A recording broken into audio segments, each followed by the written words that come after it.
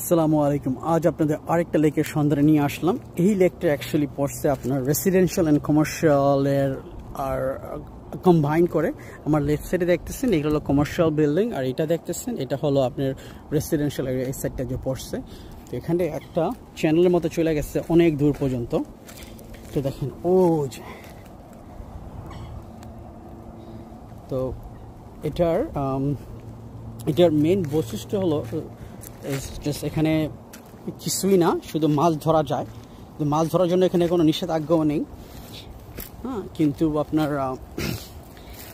এখানে মাছ ধরার জন্য ব্যবস্থা বলতে নাই, কারণ এখানে রাস্তাটা আপনার একটু ইনক্লাইনের মতো হয়ে রয়েছে নিচের দিকে।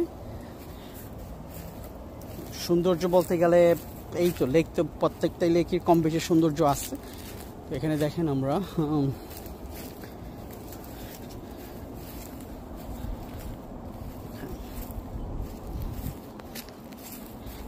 এই ঝাঁকাটার উপরে যাই। আমরা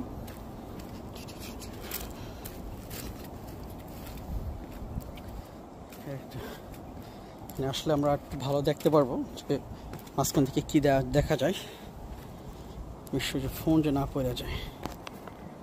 নাইস।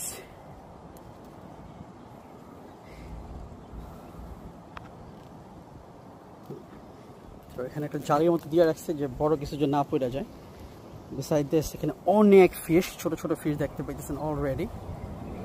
এই যে দেখেন এখানে মাছের কিলিবিলি করতেছে। তো এই জায়গাটা মেইনলি পড়ছে আপনার রেস্টুরেন্ট ডিপোর পিছনে, ডেভি রোড এক্সটেনশন। যদি আপনি কেউ আসতে চান, ওয়েলকাম টু। বাট যেহেতু কোনো রেস্ট্রিকশন নাই, মাছ ধরা যাবে। Not sure if is get a bigger fish or not, but এখানে বৈশা যেটি উপভোগ করবেন এটাও নাই। যারা রেসিডেন্সিয়াল এরিয়াতে থাকে তারা হয়তো এখানে চেয়ার দিয়ে বৈশা এই দৃশ্যগুলো দেখতে পারবে, কিন্তু এভাবে কমার্শিয়াল সাইড থেকে আইসা এখানে তেমন একটা মনে হয় না লাভ হবে। কারণ এই রাস্তাটা পুরোটাই বললাম ওদিক থেকে এদিকে পুরো নিচু, তো এখানে বসার ব্যবস্থাই না বললেই চলে। আমরা হাঁটতেছি যে একটু কষ্ট হইতেছে, কারণ কার্বের ভিতরে যাইতেছি। তো যাই হোক, চলেন আমরা একটা একটু দেখি। এই তো এসে বললাম আর একটা চ্যানেল চলে গেছে আপনার রাইট সাইডের দিকে।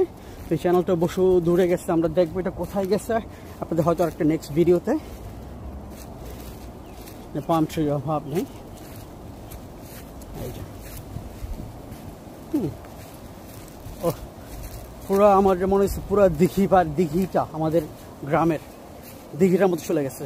আকাশ, নীল আকাশ, সূর্য অসাধারণ। কি